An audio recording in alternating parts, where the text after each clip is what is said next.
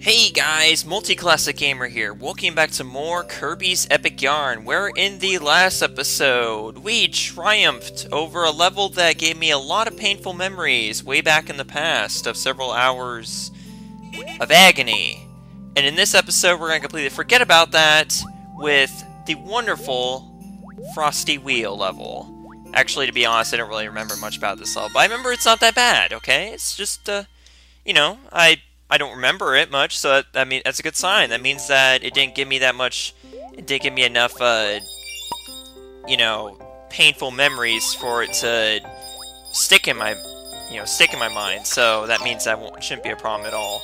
Although I can quickly remember now, actually, there were some things about this level that weren't that easy to deal with, such as the fact that this is actually your main gimmick, is that you're kind of basically whenever you run on ice, instead of turning into a car, Kirby will turn into a bobsled. Or, I think that's what it's called, a bobsled or whatever. Actually, it's not technically a bobsled, it's more like just a sled, kinda. Yeah, it's pretty much what it is. His feet turn into, sort of like a sled, and he slides, so that's basically the gimmick of this level, is that you're gonna be doing that mostly. And that actually can be kind of fun. I can see how this level will actually be kind of fun to do. So I'm actually kind of looking forward to doing it. And my capture screen's lagging really badly. I'm actually kind of glad I chose to. I actually have a screen to look at that actually caught up with the gamepad screen. So that's very good for me. Oh, we got a treasure up there. Our first treasure. Okay. Let's see what we gotta do here. Okay, so we have this guy to worry about, but thankfully he's not that difficult to deal with. You just ravel him up, that's it. Just like any other enemy in this game, pretty much.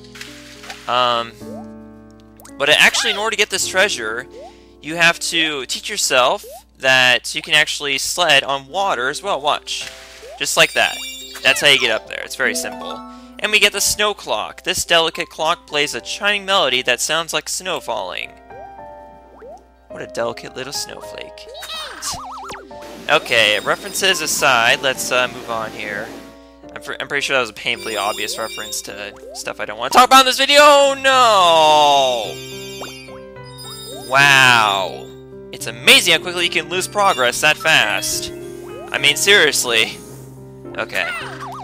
We're just gonna forget that happened and hope that we can still land this gold, which I have a good feeling we will be able to, because it can't be that bad. We're not that far into the level. We may have lost our bronze rating, but I'm confident we'll still be able to get gold. I'm very much confident of that.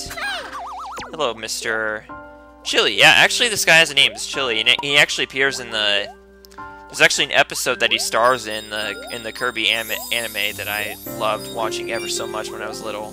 And I still do. And I'm very, very disappointed that only 6, or actually no, maybe like the first 10 episodes or so have been released worldwide on DVD. I mean, seriously. Okay, we got the snow globe here. Never stops snowing inside this globe. Can you see any little shovels in there? I don't think anyone's gonna need shovels inside a snow globe, because they're probably so used to it snowing that they just don't even care, honestly. I mean, I would imagine that's what it's like living inside a snow globe. But either way, yeah, I'm really sad that they didn't release the entire series on DVD. Like, you can't get the season DVDs or anything. Like, I heard the show is like the show is basically 100 episodes, but I think it's like divided into 4 seasons, if I'm not mistaken. I remember there was like a website, wasn't it? I don't know if it exists anymore, but there was a website called Kirby.com or something like that, where you could see pretty much everything there is to know about Kirby, including information about the anime, such as like the episodes and the main summaries about them, and learn about the characters and whatnot, and everything in the context of both the show and the video games. It was a very cool website, and I have a lot of nice, fun memories of learning about the episodes just from that alone. And it makes me sad knowing that I looked all over Amazon, and I could not find any DVDs, or like any season DVDs or series DVDs or anything that had all the episodes out, so I'm wondering what the heck is going on with that. And finally, we land the Frosty Wheel CD. So if we do not manage to get gold in this level, then we can at least be happy that we got all 3 of the treasures in one go. So I think that's a That's a huge accomplishment on its own, wouldn't you say? Although we don't have all the patches, so that kind of concerns me. But it would really help if we could actually just grab every bee we could find here. Shoot. Need to give myself more space. Here we go. Oh, shoot, you need to be... Oh, boy. Okay, I see what we need to do here. We need to be very, very... extremely accurate with our timing on this. That's what I need to say. Whoa, God. Okay, yeah, the other problem is the forward momentum that caused you to overshoot those ice cubes, but it would really help if we could land on those. Come on, Kirby. You need a lot of running space. Jeez, just to... Okay, I was supposed to grab that thing. Come on, Kirby! Oh my God. You can't just sit there and tell me I was a few pixels off from getting a nice running start. Come on, Kirby. Another thing too is that sometimes he just won't turn into the sled like he's supposed to. You know, when you're trying to do the thing with the thing, yeah. Okay, let's try this one more time. Let's get this right. Well, there you go, guys. I now do have memories of this level, and that's because of the Let's Play. Okay, there we go. Got it.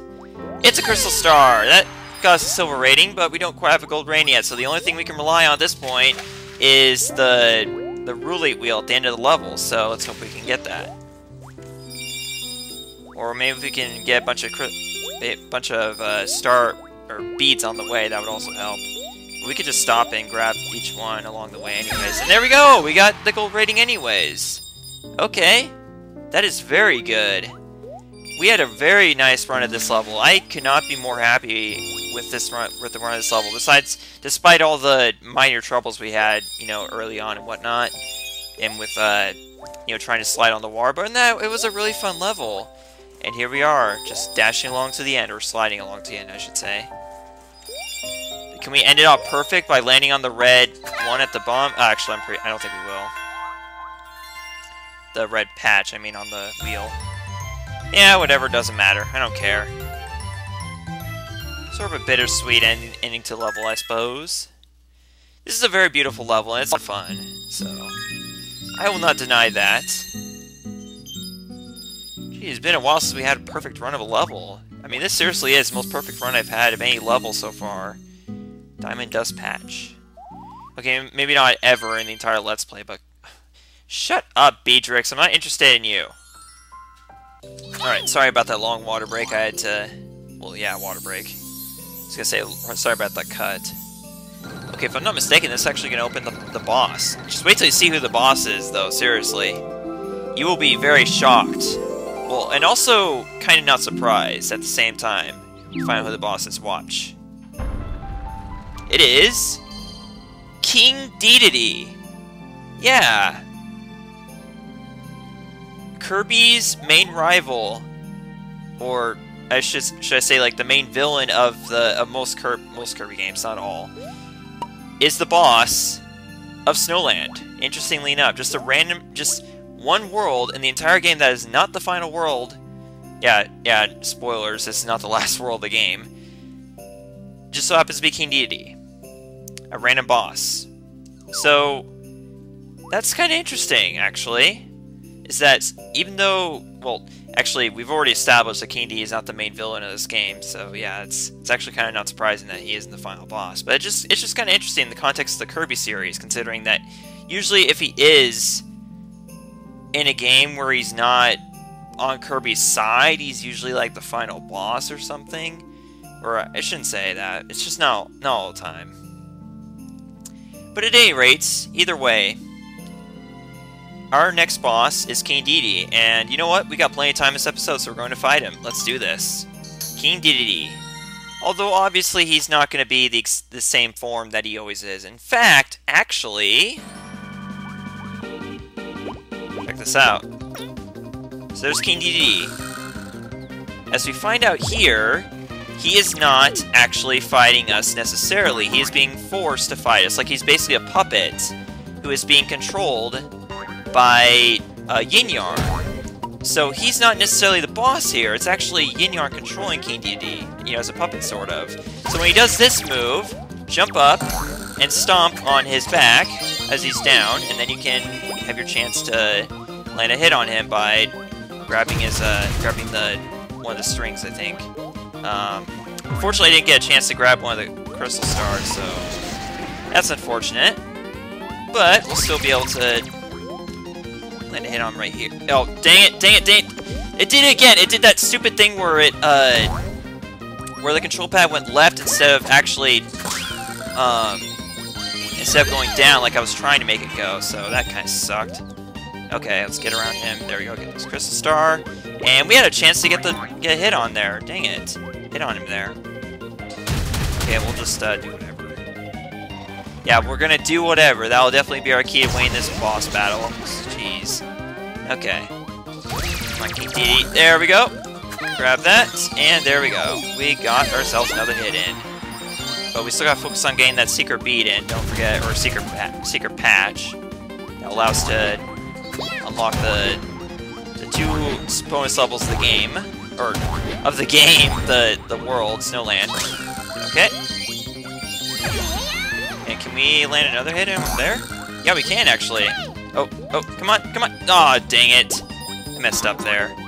Thankfully, unlike in most Kirby games, you can touch him and he won't take damage. Actually, can he do that in Kirby Superstar? I don't remember. I don't think so. I'm pretty sure he can't. But yeah, either way, King Dedede is pretty much pushover in this game. He really is, but, you know, kind of think that he's not really himself. Technically, he doesn't count because you're not exactly fighting him, necessarily. You're just fighting him in puppet form. And there we go. We have our bonus beat, our bonus patch. Why do I keep on saying beat instead of patch? It's so annoying. Let's... Oh, what? Kirby threw up. I was trying to throw left. There it goes again. Like, this control pad is so unsteady. It's a big problem. I never had this before, either. It's weird. Like, before this Let's Play, I never noticed this issue with this, or I can't tell if it's with just this gamepad, or if it's, I'm not gonna go for that. Well, maybe I can still. Yeah, I can. Oh, grab, go up, up, up. Why? Why are you going diagonal? I wanted to go up. Why is it doing that? This thing is so unsteady, it's ridiculous. Like, what is up with this controller? There we go. Can we do it here? Up, up, up! What the hell is going on? Seriously, what is going on with this controller? This thing is seriously starting to piss me off. Okay. Let's get it right this time, because I'm sick and tired of this. Like, the only trouble we're having with this boss battle is the controller itself. And that's a big issue. You should never... The problem with a boss battle should never be the controller. It should never be the controller, I swear. Okay, I'm not going for this until we get... Yeah, of course not. Of course I'm not gonna get there, because it's a stupid controller. I can't blame myself here. I can only blame the controller because it's being really ridiculous. Okay. Can I... Thank you! Get your thing down so I can grab it. Thank you! Okay. Glad that's over with, because that controller is really starting to piss me off.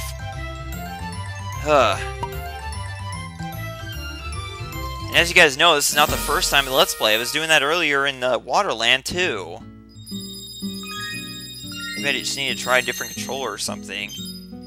Of course, we all know I'm not going to do that, because I'm just stupid. You found King Dedede music. Yes, we did. And the penguin patch. Okay, so that's what we got. Funny, because King Dedede is a penguin. If you didn't know that. We did it! We got the magic yarn! The magic yarn shimmered and spiraled and swirled high into the sky.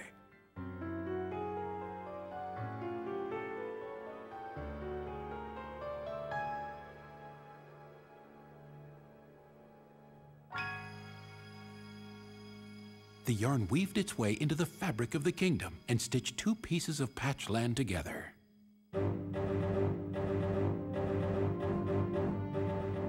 Meanwhile, in the sky above Dreamland, on the battleship Halberd, Meta Knight had noticed some strange changes in the landscape. Patches and stitching everywhere. What monster would do such a thing? Just then, a powerful laugh filled the sky around him. What? Who goes there? Yin Yarn crashed onto the deck and completely ambushed Meta Knight. Mind if I suck it to you?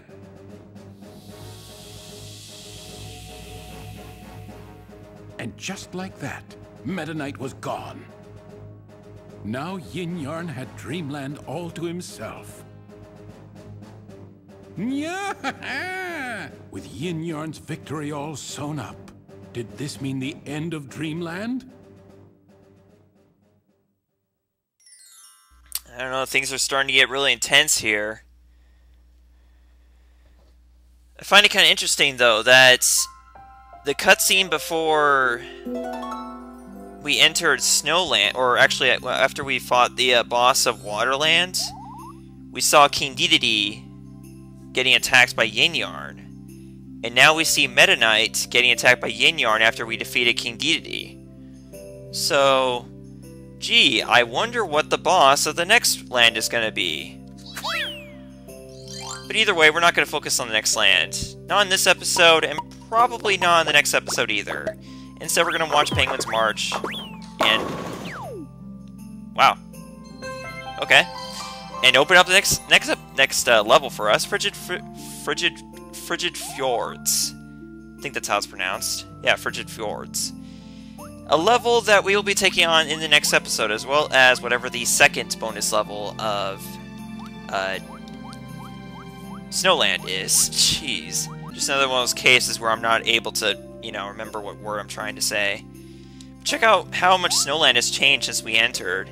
We have the beautiful Frosty Wheel to the left, and the mini snowman on the, you know, center of the land. And, you know, it's just kind of interesting how when we first got here, it looked a lot like kind of like Freezy Peak. It had the big snowman in the center of it, but now the snowman's look really small. He's on the center of the land, and instead we have, like, you know, I guess like a big like the snowman's body but no head onto the right. It's just kind of interesting, I guess. I don't know, just best way I could describe it, I guess. But yeah, we'll see more weird stuff happening to this land as whenever we open up the second bonus level. I mean, we can already see where it is, and actually I already remember that it kind of going to the second bonus level is gonna make me wish that I did this Let's Play at a different time of year. I'll just say that much. But anyways, next time on Kirby's Epic Yarn, I think we have our work cut out for us. We're going to be taking on the 2 bonus levels of Snowland, and then from then on, we'll move on to what is possibly the final land of the game, Spaceland. Because look at that. I mean, it brings us right back to square one, back to Quilty Square. So, wouldn't that mean that Futureland is the final land of the game? Or Spaceland, sorry. I mean, it would only make sense. But I guess we'll find out later. So, anyways, I'm Multiclass Gamer, and I will see you guys next time for more Kirby's Epic Yarn. Thank you. Goodbye.